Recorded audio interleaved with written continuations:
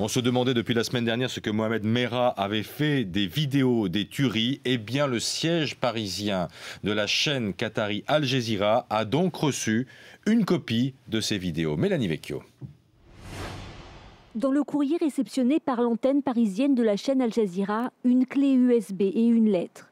La clé contient 25 minutes d'enregistrement vidéo, une copie des images tournées par Mohamed Merah au cours de ces tueries. La vidéo a été authentifiée par la police judiciaire. La lettre, elle, a été écrite à la main. Son ou ses auteurs y revendiquent les tueries de Montauban et de Toulouse au nom de Dieu et d'Al-Qaïda. Une lettre jugée fantaisiste par plusieurs sources policières. En fait, elle ne correspondrait pas au modèle très précis de revendication de la nébuleuse terroriste.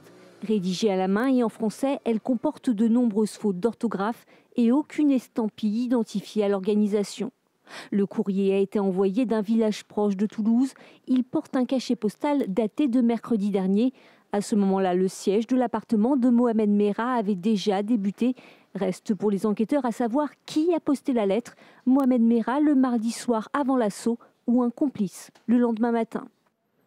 Eh bien justement, priorité au direct, Rachid Mbarki, vous êtes à Toulouse. C'est étonnant effectivement que cette vidéo soit en fait partie de Toulouse par la poste alors que Merah était retranché dans son appartement.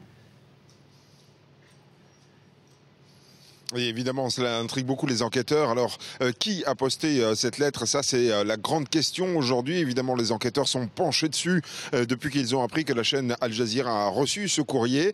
Et ils se demandent évidemment si elle a été postée, cette lettre, mardi, c'est-à-dire avant le début du siège de l'appartement de Mohamed Merah, ou bien si elle a été postée mercredi. Évidemment, les conséquences ne seraient absolument pas les mêmes. Alors, les enquêteurs susurrent pour l'instant que c'est probablement mardi que ce courrier a effectivement été envoyé. Seulement voilà, les frères Merah étaient déjà à ce moment-là surveillés même de près dans la perspective du premier assaut lancé contre l'appartement de Mohamed Merah. Alors beaucoup de questions entourent toujours ce courrier. Évidemment les enquêteurs, je vous le disais, sont véritablement penchés dessus et c'est de savoir qui l'a posté et notamment en examinant le courrier côté empreinte. Rachid Mbarki avec François Pitrel en duplex de Toulouse.